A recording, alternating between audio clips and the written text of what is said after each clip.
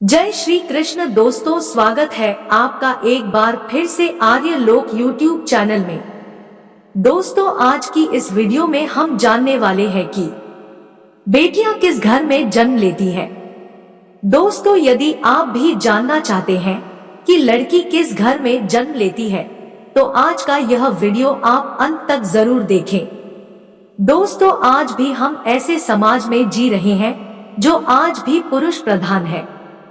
आज भी जब लड़की का जन्म होता है तो अधिकतर घरों में मायूसी छा जाती है। और मित्रों, यह और कुछ नहीं बल्कि हम मनुष्यों की अज्ञानता है। लड़की को बोझ समझते हैं, परंतु आपको जानकर हैरानी होगी, लड़की का जन्म हर किसी के घर में नहीं होता बल्कि उसी के घर होता है जो भाग्यशाली होते हैं और अपने पूर्व जन्म में बहुत से पुण्य कर्म अर्जित किए होते हैं। और आज हम आपको यही बताने जा रहे हैं कि भगवान कैसे घरों को लड़की का जन्म देने के लिए चुनते हैं और वह कौन से पुण्य कर्म है जिसकी वजह से कोई भी इंसान बेटी का माँ बाप बनता है। दोस्तों, एक बार भगवान श्री कृष्ण से अर्जुन पूछते हैं कि माधव किन कर्मों के कारण किसी के घर पुत्री धन की प्राप्ति होती है, अर्थात कैसे घरों में बेटियों का जन्म होता है। तब श्री कृष्ण अर्जुन से कहते हैं, हे पार्थ, अगर किसी के घर बेटे भाग्य से होते हैं तो बिटिया सौभाग्य से, और जो भी स्त्री या पुरुष अपने पूर्व जन्म में पुण्य कर्म अर्जित किए होते हैं उन्हें ही एक बेटी के माता पिता होने का सौभाग्य प्राप्त होता है। बेटियों को जन्म के लिए उन्हीं घरों को चुना जाता है जो बेटियों का भार सहन कर सके, क्योंकि तीनों लोकों में स्त्री अर्थात बेटियां ही ऐसी होती है जिसका भार हर कोई सहन नहीं कर सकता। वह बेटियां ही होती है जो इस सृष्टि को निरंतर चलायमान होने के लिए अपना सर्वस्व निछावर कर देती है। हे अर्जुन, जिस दिन इस सृष्टि में बेटियों का जन्म लेना रुक जाएगा उस दिन से धीरे धीरे इस सृष्टि का अंत हो जाएगा। मित्रों, भगवान श्री कृष्ण के इन बातों पर गौर किया जाए तो उनका कहा बिल्कुल सही है, क्योंकि बेटियां अगर नहीं होंगी तो किसी का भी वंश आगे नहीं बढ़ सकता। दोस्तों, आपने भी कई लोगों को कहते सुना होगा कि जिस घर में बेटी का जन्म होता है वह घर स्वर्ग के समान होता है, क्योंकि बेटा तो केवल एक कुल को रोशन करता है, बेटियां तो दो कुलों को रोशन करती है। माता पिता के घर वो बेटी के रूप में अपने उत्तरदायित्व का निर्वहन करती है तो ससुराल आकर एक बहू के रूप में सारे कर्तव्यों का पालन करती है। दोस्तों, आजकल आप सुनते ही हो, बेटी या बहू परिवार में किसी के मर जाने पर उसका पिंडदान नहीं कर सकती।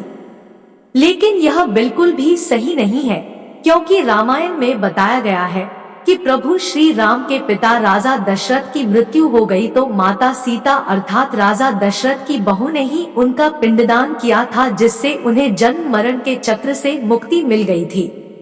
इतना ही नहीं, हिंदू धर्म शास्त्रों में बताया गया है कि बेटियां भी अपने पिता के नाम का पिंडदान कर सकती हैं। वहीं अगर ससुराल पक्ष में कोई पुरुष नहीं है तो इस स्थिति में बहू भी पिंडदान कर सकती है। इसलिए मित्रों, वह लोग बहुत किस्मत वाले होते हैं जिनके घर में बेटी जन्म लेती है। वही वो प्रबल किस्मत के होते हैं जिनके घर एक से ज्यादा बेटियां होती हैं। शायद यही कारण है कि बेटियों को लक्ष्मी कहा गया है।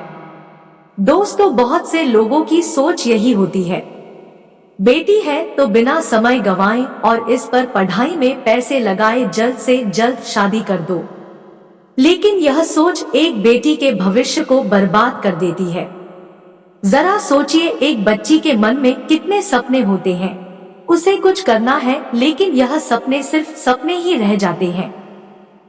इसलिए अपनी बेटियों को सपने पूरे करने देना चाहिए, उन्हें जीवन में हर वह खुशी दे जो उन्हें मिलनी चाहिए। एक बेटे से ज्यादा एक बेटी हमेशा अपने माता पिता के लिए सोचती है। माता पिता को प्यार और अपनापन बेटी ही दिखा सकती है। बेटी के जन्म को एक जश्न की तरह मनाना चाहिए।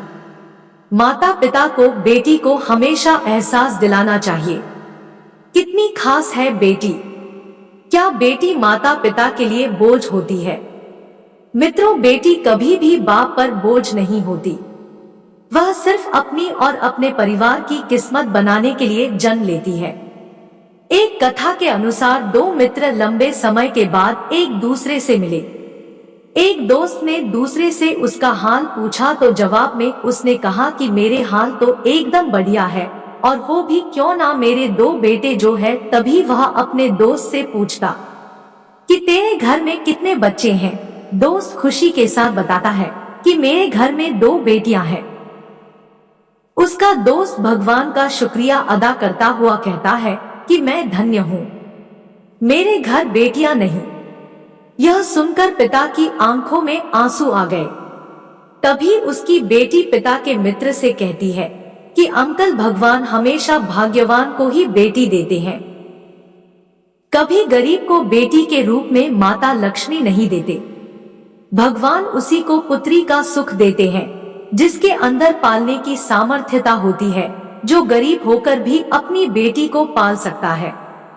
एक बार स्वामी विवेकानंद वैष्णो देवी की सीढ़ियां चढ़ रहे थे। बगल से किसान अपनी बेटी को कंधे पे बिठाए चढ़ाई चढ़ रहा था। तभी स्वामी विवेकानंद ने कहा कि बाबा, आपकी बेटी का बोझा आपको लग रहा होगा, इसको मैं उठा लेता हूँ और माता वैष्णो के दरबार तक ले चलता हूँ। सबके सामने स्वामी विवेकानंद से कहा कि बेटी कभी भी बाप के कंधे पर बोझ नहीं होती। बेटियां अगर बाप के कंधे पर है तो वह हर बोझ को हल्का कर देती है। मित्रों, बेटियां कभी भी धन की भूखी नहीं होती, ये तो सिर्फ मान और सम्मान की भूखी होती है। कौन सा कर्म करने से बेटी के रूप में जन्म लेते हैं? अब सोचने वाली बात है कि कौन से कर्म के बाद आप किसी के घर लड़की के रूप में जन्म लेते हैं और उनके घर के लिए लक्ष्मी का रूप साबित होते हैं। गरुड़ पुराण में बताया गया है कि जब आत्मा को नया जन्म मिलता है तब आत्मा को शरीर के अनुसार व्यवहार में चलकर अपने कर्म करने होते हैं। शरीर के जरिए कर्म करके ही एक आत्मा अपने जन्म के उद्देश्य को सार्थक भी बना सकती है और निरर्थक भी, यदि कोई पुरुष महिलाओं का आचरण करता है, स्वभाव में महिलाओं वाली आदतें ले आता है या वही काम करना चाहता है जो एक महिला को करना चाहिए, तो ऐसे ही पुरुषों की आत्मा स्त्री का शरीर धारण करती है। वहीं गरुड़ पुराण में बताया गया है, यदि कोई व्यक्ति मृत्यु के अंतिम क्षण में किसी स्त्री को याद करते हुए प्राण त्यागता है तो वह अगले जन्म स्त्री के रूप में जन्म लेता है। वहीं अगर वह अंतिम क्षण में परमेश्वर का नाम लेता है तो वह मुक्ति के मार्ग पर अग्रसर हो जाता है। तो मित्रों, आज की इस वीडियो में बस इतना ही। हमें कमेंट करके जरूर बताएं कि आपको यह वीडियो कैसी लगी। वीडियो को लाइक करें, शेयर करें और चैनल को सब्सक्राइब करें। वीडियो को अंत तक देखने के लिए आपका बहुत बहुत धन्यवाद।